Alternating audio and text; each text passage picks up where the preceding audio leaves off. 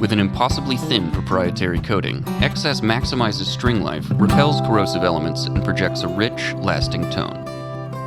XS, the coated string that safeguards your sound.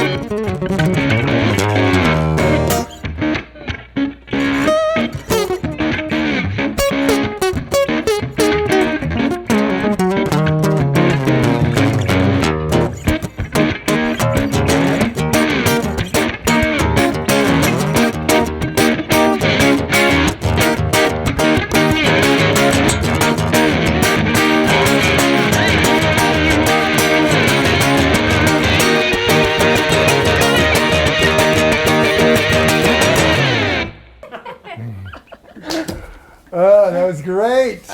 Hey, this is John Bohlinger with Premier Guitar. I am with Sarah Zimmermann, Justin Davis of Striking Matches. We're at the studio here in Nashville. Yes. Thanks for inviting us in, because I know you're busy making an album right now. We are knee deep in making our next record, which is really, really fun. We've got a couple of great friends that are producing it with us. Soren Hansen from the band The New Politics, and Paulie DiVincenzo, who plays with El King, plays bass. El King and a bunch of other people, and they're just so awesome, and we're just having a blast. Right, so we're in East Nashville in this secret lair where all this is being done. So how deep into the project are you right now? We're about 6 songs in, which is kind of crazy because it happened fast. That's what happens when you track live, which is kind of how we've been doing it. You go through songs really quickly. And well, I mean, like that playing just shows. It's not like you're. I mean, that's done. That's like just playing. It's cool. It was okay for just making something up on the spot. Which is like, that's what we like to do. Well, it's been so fun to do the record that way, because we're really just, it's the two of us. Paulie's playing bass, and we've had a couple folks come in and play drums, and just going down like that has just been so fun. Well, like a lot of people who live in Nashville know, but for people who don't, in like a square mile of right here, there are more world-class musicians of just like drummers and bass players and guitar players and singers, and so it's just, you're never short of just phoning somebody up and being like, hey man, come play, and that's the beautiful thing about this city. You could order a pizza and say, can you come up? Do you play drums? And everyone's just so good, and it just inspires you. It's so fun. So your whole crazy odyssey, you all met at Belmont, right? You started it there. Yeah, just randomly. I mean, it was a weird sort of serendipitous moment where it was the first day of school, and we were just coming to town to be guitar players. We didn't know anybody. Now, where did you both come from? I came from Atlanta. And I'm from outside of Philadelphia. Yeah. Okay. And first day of school, they were making all the freshmen, which we were, get up 2 by 2 and play in front of the whole class, like freshman to senior, and all the faculty. You had to get up and just jam. Just didn't know anybody, didn't know each other. Well, jam together. It was like a crazy first day hazing thing. And so we got up and we were just like, well, they randomly chose you too? Wow. And so I was like, well, do you want to play some blues or something? And that was kind of like what happened. We just kind of made something up. And I was like, wow, that was fun. And it was like, we should do that again. And so we did. God, that has like kind of a destiny feel to it, right? It was weird. It was like the first time we met, was the first time also we played together. Yeah. It was like the first time we played out. How great. Yeah, man. Yeah, how lucky you are to like find the other part, right? Yeah, I mean, definitely. yeah, that's kind of what we're all doing. That's Yeah. beautiful. First time I saw you guys was at NAMM years ago, and you were playing Take 5, Yeah. which I'm like, God, that is so hip for NAMM. Yeah. Because Man. usually it's like, Right, yeah. Yeah, I mean everybody's and me too. Like you're usually just trying to play as fast as you can, and like just Right, yeah. because you want to bring it and try and impress somebody. But it was like the more NAMMs that we had gone to, Yeah. it was also just like that doesn't really impress. Yeah, what could we do that was anybody, just and- different and very just us? Yeah, Right, when you finally get secure with yourself, which Yeah. not that we are or anything, but like a little better, like one step at a time. You chill out and just sort of have fun. Yeah. And so yeah, we were like, well, yeah, let's play Take 5 at NAMM. Yeah, I think you guys did for like 10 minutes. I think so too, yeah. Because How long people can just we kind of make walk this by song? and Oh, it's like, oh, yeah. we can play the I same song. watched Just- them for a while, like, God, this is great. Then I walked around, tried a few guitars, came Came back, back, we're still still playing. going. Well, it was probably just the same solo, just Yeah, like wrapping up. probably, You know, yeah. by that time we were just kind of taking an extended ride. Yeah, well, it was great. Thanks, and man. God, that thing you played in your intro was great. Thank you, man. Yeah. So, okay, let's talk guitars a little bit. Yeah. I've seen you both on acoustics. I've seen you both on electrics, and then this lineup. Yeah. So I don't know. Sarah, let's start with you. Yeah. I mean, so I used to actually be pretty much an exclusively Tele player. Yeah. Until we made our first record. We made our first record with T-Bone Burnett Yeah. several years God, ago. that is yeah, a it was really cool. It was very Yeah, cool. man. I mean, that was like ready or not, Yeah, I guess. bucket But it was list, just yeah, like yeah. first record out of the Yeah. gate is going to be T-Bone. So yeah. But I learned play so a much. lot of slide, like mostly slide, and it was T-Bone that said, you really should be playing an SG. Because of just, you get a little more running room with the neck Yeah. and just kind of the tone. And I was like, okay, cool, I'll try And it. they look so cool. They look so cool. They look so So I went cool. with a white one because, Sister Rosetta Tharpe played a white SG, as we all Absolutely. know. So this, I just got, off the rack, 2014, I think. But the interesting part about this guitar was that when I bought it, it came with one of those E-tune Sure. situations Yeah. on it. Yeah. And I thought it was, because as a slide player, I was like, this is going to be great because I can use all these alternate tunings. Sure. I can just press a button. But I didn't. Well, the E-tune, if you Yeah, haven't it's seen an E-tune, true. it's like It's like a robot, and it Robot. just, you press it, you can program your own tunings in Yeah. it. Right. And so you'd press a button, and it would change it up. it So, would be like super cool. in theory, Yeah. great. Yeah. right. In practice, we were doing a show with Train at Red Rocks, Yeah. and we went to launch into one of the songs, and I pressed the buttons, went to change the thing. I think because there was so much reverberation happening, it didn't register, and I went to play, and the guitar was just so out of tune. I was like, out. I have to get this removed. It was like a can't have this, big yeah. first chord on this. And it was like, Yeah, it was so sad. and you're like, oh god. Yeah. So at the time, that the guitar said E-tune on the nameplate Yeah. here. So I was just like, well, I could just get one that says Gibson, or I could have my own made. And so I decided to have it made and say Striking Way Matches on cooler. it. So yeah. And now, it's kind of taken its beating Oh, it's and got it's some turning love. yellow and Look got at some that, love, but like this coloration yeah, here. this is That's- just from my Yeah. shirts, I think, or something. Noble but- battle scars. Yes, Yeah. but that's really the only change I've made to it is the nameplate and removing the E-tune. But I love this guitar. I mean, I have a couple of other SGs at home, and just this is the one. Yeah. Well, the Sister Rosetta shout-out's Yeah, too cool. yeah. Yeah, that's Yeah. great. Yeah. Okay, Yeah. so that's number one, basically stock with the exception of the tuners. Yeah. Okay, and Yeah, we does got the going job. over here on this Yeah. Takamine. I mean, this has been my just like acoustic road warrior go-to for the longest time, but actually it records amazingly well too. It's Takamine P5NC because I looked on the inside of it. yeah. It's funny, like when you play these and they're your right arm essentially. Somebody asks you, like, what is it? And you'd be like, I don't know. But it does everything I want and need it to do. I mean, for one, like you don't always have a tuner with you. I mean, some of the other great guitars that we have, they're works of art. don't carry onboard electronics or tuners or anything like that, and that can just be a pain when you get up and you need a snark or you need a pedal to run in through or whatever. And these guys just come with these handy dandy onboard electronics, and you just flip it on. You can cut the signal as well, and you get basic EQ with high, mids, and lows. And that's the cool tube, right? Actually, it's not hers. She has one. She has one.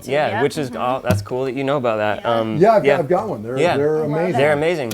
And that's the difference, the earlier pre-cool I mean, they were just the stock electronics that came in it that I think was the one that preceded the cool tube, but it still does so well. And the way we play, we're just so like percussive that this thing, when you run it through the subs live, it sounds like a kick drum, and it's just always done. I mean, I have cracked it 3 times here just because of that. You know, when you get a little. We've also had this one because of that's the way that you've played. You've been through a few acoustics and you know, kind of put your hand through them, and so this one actually has bracing on the inside. So that doesn't happen anymore. They did that just for me. I felt really special, and also I think they were just like, stop breaking our guitars. But we're not doing this again. They showed up with this one because I just really liked this model. It plays great. It feels great, and our friend David Vincent at Takamine, he was like, all right, we put some reinforcement and bracing under where you are hitting this thing, and I've still cracked the body, but it still holds up, and it does amazing. And so it's not creaking like a wood floor. And it just it's a total workhorse guitar. It's the kind that you're not afraid to fly with, which matters so much when you're a touring musician and you've just got to make dates however, and like you hope you can carry it on, but sometimes you can't. And this thing, you can just show up somewhere and plug it in, and it does the thing. And so, like your prize one that you don't want to take out of the house or whatever, those are all great. They're great recording guitars, but this one has just always gotten the job done. Now, when you're recording, do you run the electronics and mic it? Oh yeah, I'm actually glad you asked because it's on here still. We usually mic it, and then for a lot of things have been running through, and you can kind of dirty up that signal and almost combine the two and then create a lot of stuff. And then here they have a contact mic with it, which is this little guy. And it's so cool. I love your install. Yes. I mean, it's that simple. Like the mic itself isn't very expensive. Right. I mean, that's the other thing. They need to be very. But it gets so much of that like boom, like this. Like it sounds, and so you can just. And like it sounds like a drum, but it's different. And so that's between all those signals, you get something that usually sounds something you like. Pretty. Well, it's so cool too because when you two play it, it's like a 2-person power trio. Exactly. Those were all our favorite bands. Usually growing up, were like power trios and just lots of guitar, lots of everything. So it's just always. I feel like the thing that's coming out of us naturally. Totally. So what strings are you running on that? These are just D'Addario. EJ16. EJ16, yes, thanks. Of course they are. And does Sarah does she just know all your stuff? Yes, yeah. I mean, I'm completely lost. That's why we're a duo. Right, But D'Addario, EJ12s. Okay, there we go. Thank you, Sarah. And what do you run? well, these are also D'Addario, the EXL 110, I think, and they're 10s. It's amazing with numbers. And letters. Steel trap. And just like not because a lot of times people that play slide will kind of vary their string choice and whatever, but that's just what I use like across the board and I think same for you, like the acoustic strings are all the same, the electric strings are all the same. Yep. Easier that way. Yeah. What tune are you in right now? Just actually a half step down, standard. Okay, standard. And I go between, I would say like 95% of the time I'm in standard. But we have a couple songs that we play live that I use sort of like it's like an open E flat kind of. So when I started, I was all open tunings, and then I kind of realized that I wanted to be able to play slide and then move very quickly to getting rid of the slide. So I just taught myself mostly how to play in standard instead. What would inevitably happen is that we'd be out at a gig or at a show or something or hanging out, and somebody would hand her a guitar and be like, "Yo, jump in." And so you had to get so good on just standard slide just so that it was like we could hang. And, Right, so now you play as much in standard as anything. Yeah, definitely. Well, and you sound great. What slide are you using? So these are the Moonshine slides, which are so awesome. I believe Dunlop distributes them, but there's a woman named Terry who makes these. Actually, we talked to her on Instagram. They are so nice. So I got hip to these because we actually met Jim Dunlop's daughter, and she saw that I was playing slide, but I was playing a glass slide at the time. Yeah. And I have broken so many glass slides. Like somebody just like knocks it off a table and you're like, okay, well that's gone. And so she was like, you should try these. They're really warm, they're really nice. And she was very right. And the other awesome thing about them is if you drop them, they don't shatter into a million pieces. Yeah. Yeah. And I know that because that same Red Rocks show with the E-Tune thing, we have a song that I have a big solo at the end, and the stage floor is like cement at Red Rocks. You see where this is going? Yeah. And so my slide was like on the mic stand, and I went to go do my solo and grab it, and just like in slow motion, it was like falling out of my hand. Hit the ground, split perfectly in half, but just enough of like a lip on the side. And all of this is happening in like 10 seconds. Yeah. But I looked down, I was like, oh God, no. What am I? This is our last song of our show at Red Rocks. And I looked down, I was like, oh, there's enough here. I can do this. So I picked it up and I did the solo on like half of a slide. And so now like I'll never go back. Like these are just, they are nearly indestructible, and they sound so great. I just love the warmth. I like brass as well, but brass is a little more brittle to me, and that's not really the sound I'm trying to go for, so I just like how they're nice and kind of rounder. And do you carry a backup now? Oh, yeah. I always have one in my purse. Like, I'm lucky being a girl, I always have a purse, and so I can always keep like extra slides, extra capos. Like, I don't know what you guys do, and but usually a bunch I of my put in my stuff purse. That's great. Well, okay, so this is an excellent start. Let's look at some more guitars. Yeah. What else do you got? Okay, so now we've got we've changed up a little bit. Let's hear all about it. Yeah. Sarah, let's start with you. Yeah, so this is my acoustic that I've had for, gosh, I don't know, probably the last 10 years. You've been through a few. Well, you've been through a few. I've had this one since the beginning. This is the TAN 45C Takamine. It does have the cool tube. And I love the cool tube. It does take a second to warm up. Yeah, I'm always scared. That's always Everyone scary, always, right? and the sound guys are always like, why isn't it working? Give it a second. Just give it a second. But I love it. I mean, this is very much like yours where it just is a workhorse, and I can just give it, everything that I have, and it'll just keep on going. Yeah, because sometimes those other acoustics that we have, like especially the very, very expensive ones, you don't want to.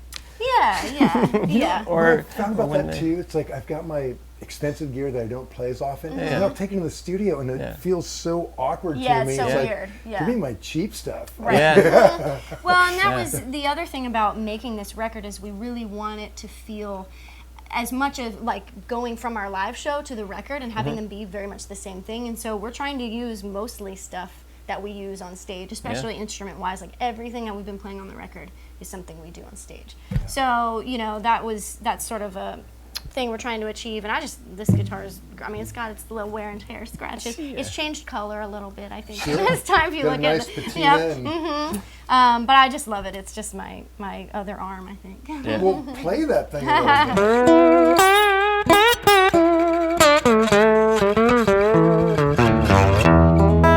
Sorry, you're too down.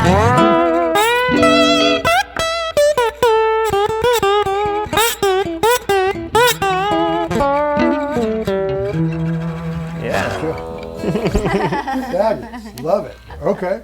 Hey, and you palm your pick when you're playing for the most part. I do. Yeah. What picks do you use? So for acoustic, or what picks do you hold? Yeah, right. I know. Actually, a lot of times it's funny that when I play slide, unless I'm playing a lot of chords, I really do just put it in my finger. Yeah. And I don't really use it, but I would rather play a whole song with the pick right here than my hand completely empty. Right. I think it's like a mental thing. Yeah. Sure. So for acoustic, I use the Dunlop Tortex. The purple one. The purple one. The number always wears off. And then for electric, I use the Dunlop, the little Jazz 3s. Okay. But for the most part, they just hang out in my finger. Unless, because I don't only play slide, and so if we're just kind of doing, whatever, then I'll be rocking normally, but. I don't think I even knew that. Yeah. That you do that. I started doing it a while ago. I don't know. It's one of those things that I don't know if it's because I've seen other people do it that way or it just made more sense. You just get a different tone when you're using your fingers than you do when you're using a pick. And the whole muting thing is right there. Yeah, and then that way you know you can get, you can get like those kinds of flavors and stuff if you do that, but you just have it there just in case. Cool. And strings on that? Same as his from before the EJ16. Okay, perfect. Okay, Justin, let's hear about this Strat. I've seen you. All right, yeah, this one. Seen that around for a while. Yeah, this is my very first like real like big boy electric guitar that I ever got. How old were you when you got it? I think I was 8. No. Yeah. Wow. Wow. Maybe I'm Good lying. Parents. Maybe I that's totally wrong. I got my first guitar when I was 8. It was like a harmony, and my brother-in-law, who I credit a lot to my interest in playing guitar, because I thought he was so cool. Still do. He's still cool, but he played guitar, and so I wanted to be anything he was doing. So he got me. You know, he had axes because he was a very much like an 80s hair metal guy, and he called my first electric guitar the Hatchet. And because it was like a little cute little harmony electric guitar. This one I would have gotten when I was probably actually closer to about 15 or something like that, because I had to learn to play before I would Those are be kind graced. of the rules. Yeah. And so it's American Strat, and my brother-in-law, the 80s shredder, put a DiMarzio hot rails in there. Excellent choice. Which I still use today, and I think are so cool. They're great. Yeah, man. They're great. And I mean, this, as you might be able to hear, just there's that lovely single coil hum, and you just shut them off. You just shut them right off. And 60 cycles gone. Yep. You know, obviously that one's if you really want to go. I always like, it may have just been how this one developed over time, but I've always felt like it's a bit bright, so I'll usually roll off some of the tone just to round it out a little bit. But other than that, like, it's just such a good Strat. Like, I feel like so all Strats Strats are not necessarily created equal, and I feel like when you just get a good one, because I have other Strats, and this is still my favorite, and they just have that sound, and it's always so. And right, that is the quintessential Stratty tone. So, and it's just always been my favorite one to play. Isn't and that's funny like how just it makes you play differently when you hear that tone? Yeah, Just absolutely. It's a whole different thing. Yeah, and I mean, this one's traveled all over with us. You know, been overseas a lot of times with it, and all over the country, and so that it just becomes a part of you, and all the stories that it gets. And there's nothing inherently remarkable other than it just being a great Strat and having that quintessential sound that makes you play that way. It's pretty much standard with the DiMarzio, but it's just all the stories and all the experiences that you have with it that make it so special to you. What strings are you running those? It's actually, they're going to be the same electric strings that Sarah knows. God, isn't that convenient? Just wanted to see if you could It's the EJXT 50 strings by Rolex, actually.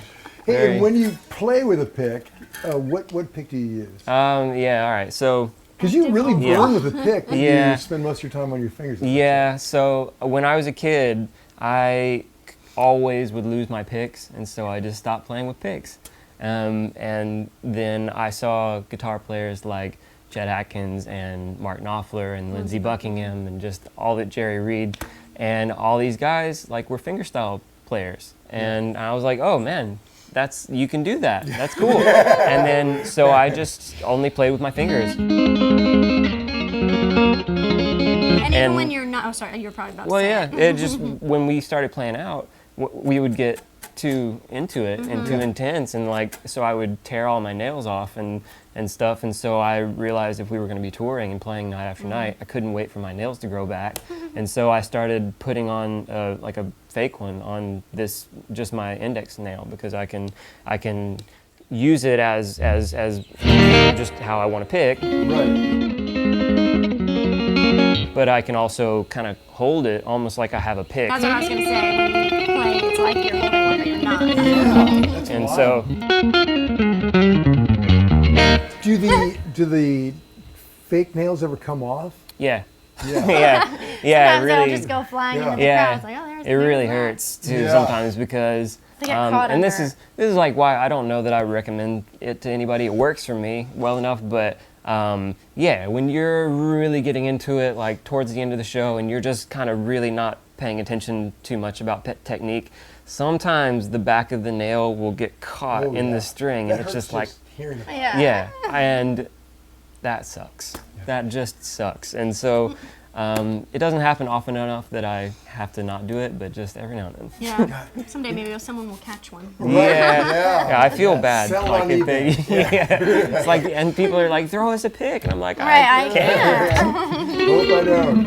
You know, Ray Flack, Nashville Yeah. guitar player, he would put crazy glue on Yeah, his, Oh, on his wow. fingers Yeah. to like hold his Yeah. fingernails together. Yeah, it's a weird balance of needing it to be really sticky and adhesive, but also when they wear down, you kind of need to replace them. So you don't need it to be too attached to it. Yeah, Right, So that's- yeah. that's a real You can only go commitment. like Yeah, shows yeah, before yeah. you need to replace Right, it. right. So, but that's just it's what I do. So Yeah. Yeah, cool. Okay, let's hear some more Yeah, guitars. yeah. Okay, so new lineup. Let's hear these two and then talk about it.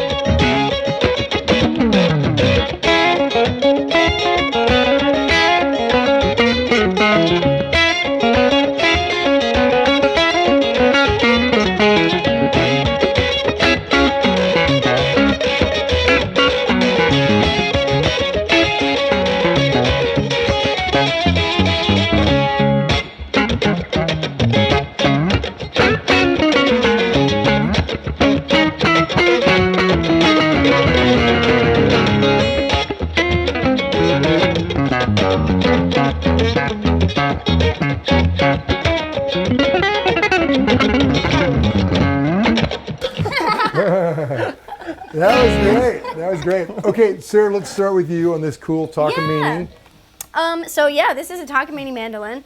I don't honestly know a lot about them. I don't know if like they're out in the world or not. Yeah, I've not but seen that Takamine model. gave this to me, and it's amazing. Yeah. It's become my new, because I've played mandolin for probably since like early college, I guess, or late high school maybe. And I have a couple of different mandolins, but this is like, it's very special. I think its tone is really, really nice, and it just is a beautiful instrument.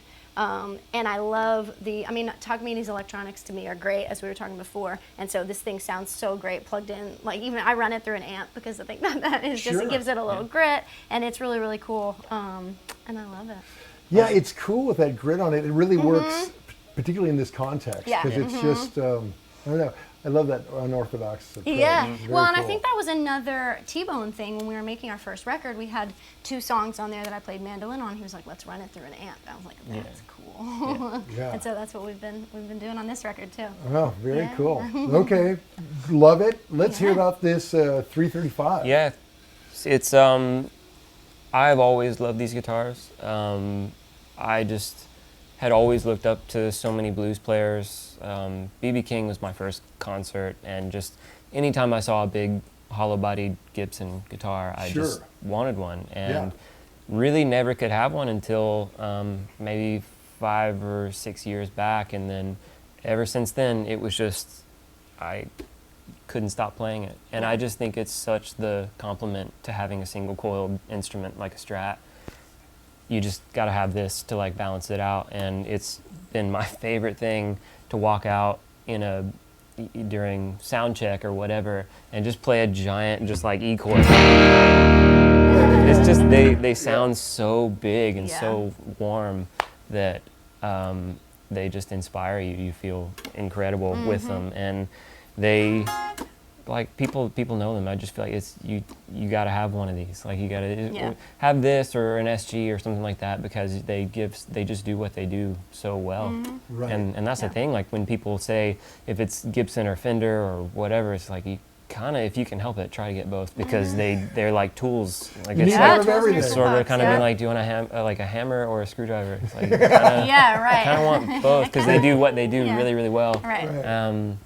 So yeah, this has just been, I think it's so fun to play. I think they're really cool looking guitars. But So is that one of the Memphis built ones? I don't know actually.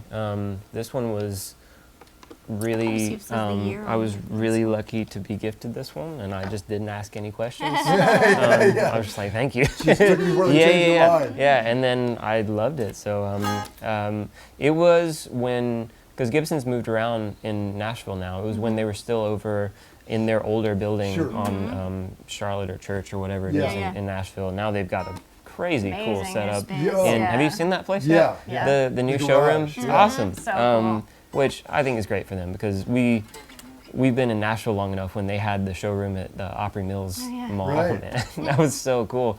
Now it's like an H&M, but It's amazing. Yeah, but it's so it great. was crazy. You go to the Nashville Mall and walk into a giant Gibson showroom. It was so cool.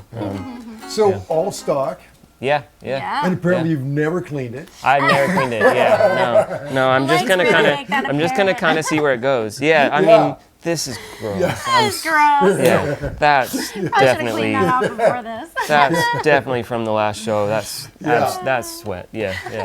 Yeah, I love it. Yeah. Very, Sorry. very rock and roll cred. It's- No. It's probably mine. I would don't. I don't even know. Not mine. Yeah. Yeah, that's great. Sounds fabulous. So let's talk about this. Your pedals. I love. There's no pedal board. There's just like Yeah. some crap on the floor. Yeah. Well, Justin that's and like I- quintessential like making a record setup. Yes, It's just like, get that one, yeah. get this one. Yeah. Right. We're both pretty like less is more. I Sure. use a tuner. Yeah. Let's talk about your signal flow. So Yeah. you go it's always cables, not.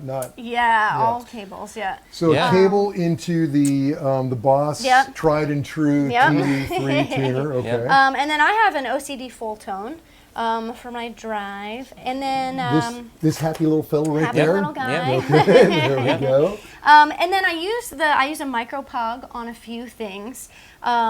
For this stuff we've got going on lately, yeah, the octave. Yeah. There you For go. what we've been doing lately, I've been using it on the mandolin, but I'll use it on my electric for doing some slide stuff, especially when you have the open tunings. Yeah. You can use multiple strings, and then you're getting all those octaves from those same Yeah. octaves, so Yeah. it's like 4 octaves. It's pretty fun. Like, do you go up and below? Yeah, it's pretty fun. Yeah, cool. And then I have an MXR reverb, Cool. and then a volume pedal that I don't use all the time live, because live our current kind of duo setup is Justin's playing a kick drum and I'm playing a kick tambourine, Oh. and then we're playing electric guitars, and because he's so percussive already and so like this guitar especially is so full, we don't need a bass player really, but I can't really use my volume pedal and kick the tambourine at the same time. And just watching you all, you're adjusting your volume all the time with your hands. Yeah.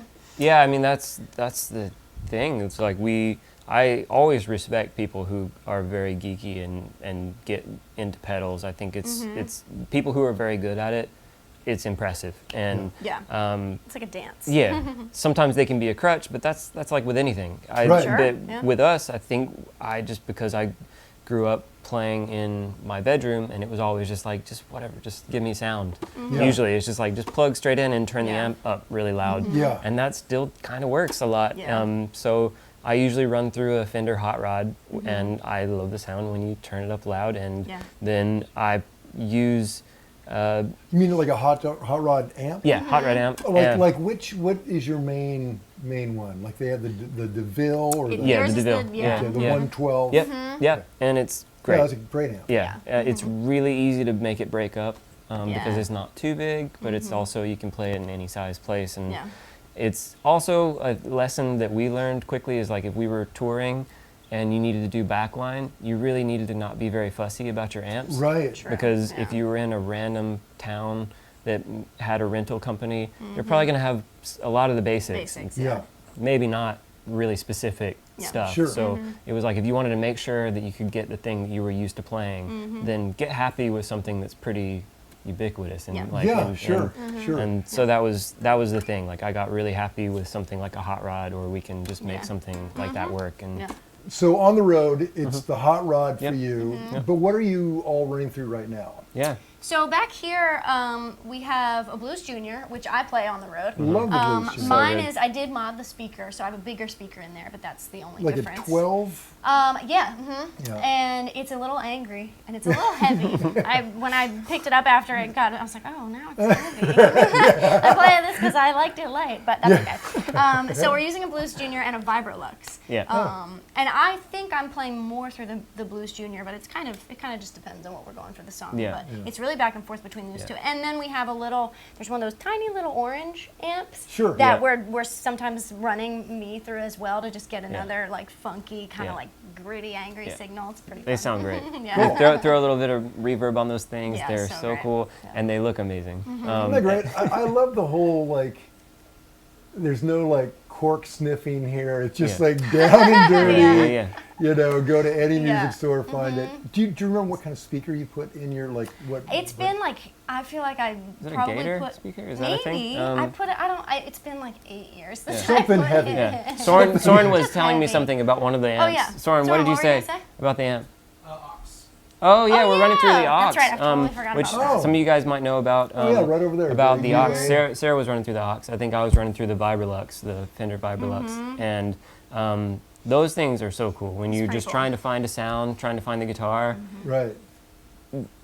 some of those sounds are getting so good that Very practical way to audition a lot of tones Yeah. quickly. Absolutely. yeah. I mean it's not the old school way, but when you've done the old school way and you're getting so close that you almost just can't tell, Yeah. it's just crazy how it's Yeah. like. And as a guitar player who kind of doesn't, you just want to play, like, just give me the good sound. I just want to put this part down Yeah. because I have I have a cool riff. Like I don't want to Yeah, sit yeah. here for 20 minutes and try and find the tone. Right. Then it's so good. Yeah. 'Cause- And Polly and Soren are so good at sort of like knowing and helping us get to where we want to be and what Yeah. we're after. And if they're trying the aux, it's like, if that doesn't work, they know how to get it out of the amp Yeah. and vice versa. Yep. And so that's been like fascinating to watch them just Sure. kind of like do that and Yeah. get what we're looking for. Sometimes out of Yeah. that thing and sometimes out of the real thing. Yeah. That's pretty cool. Then the basics with me, like I have a tuner, I have a Boss delay pedal, and then I had a little tube screamer that was a Keeley mod. Is this- That guy, yeah, this that one? guy, yeah. And that Keeley. Yeah, the yeah, tweak too. yeah. Yeah. And- that's great. I don't even use it all that much. Sometimes I'll use it if I want like a little boost, but usually Right. I'm letting the amp do a lot of the work, Yeah. or I'll like roll my volume off to if I don't want quite as much boost, and then I'll roll it back up. And so it's just because I think I just don't care as much. Like I just want to play, and like I'll Right. get happy with Yeah. the tone, and then I'll kind of Yeah. let my hands do the rest. Yeah. Yeah, that's the best way. Yeah. Sometimes, like I see people who get really good at it, and they do have that kind of like the edge thing, or like Sure. they just understand it so well that I respect it. And I had a tremolo pedal, and I had everything, and I realized how much I wasn't using them. So I Yeah. almost, in order to just Downsized, yeah. downsize and consolidate, and then build it outward, probably from what we do with this record, because we have a lot of really Yeah. cool. This is like a holier grail reverb Yeah, pedal, I've been using it on and this one is a everything. Butch Walker pedal, I The, think. Ruby Red. Oh, Which okay. you guys, I saw you guys talk to Butch Walker at some point. He's great. Yeah. He's great. And so he has a pedal, and Soren, whose studio this is, he let him borrow it, and it's a great It's boost great, yeah. pedal. Like it does a lot of really cool stuff.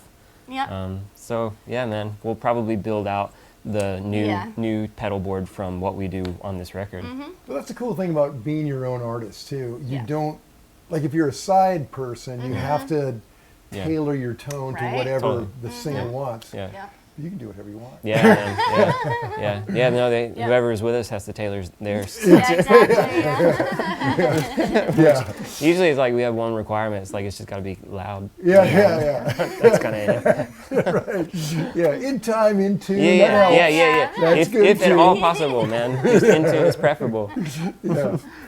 Yeah, that's fabulous. Well, it is so great meeting you both, and congratulations. Love your work. Thank you, man. Thanks Thank for you. having So us.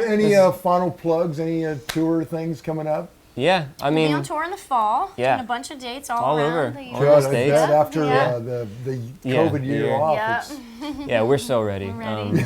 We can't wait. We've got a lot of pent up notes that we want to play. And then our record that we're making now is going to be ready by later this year. So be looking out for that. We're really excited. Yeah. It feels, it always feels that way, but it feels like the best stuff we've ever done, and it's very much a very live record. Just some of the drummers and bass players with it. It feels so good. So we can't wait. Special. That's great. Well, I love hearing you both play, and just seeing it happen right in front. It's like magic. Thank you. Man. Thank you. Thank you. Okay, well, y'all, till next time, subscribe below. Cheers.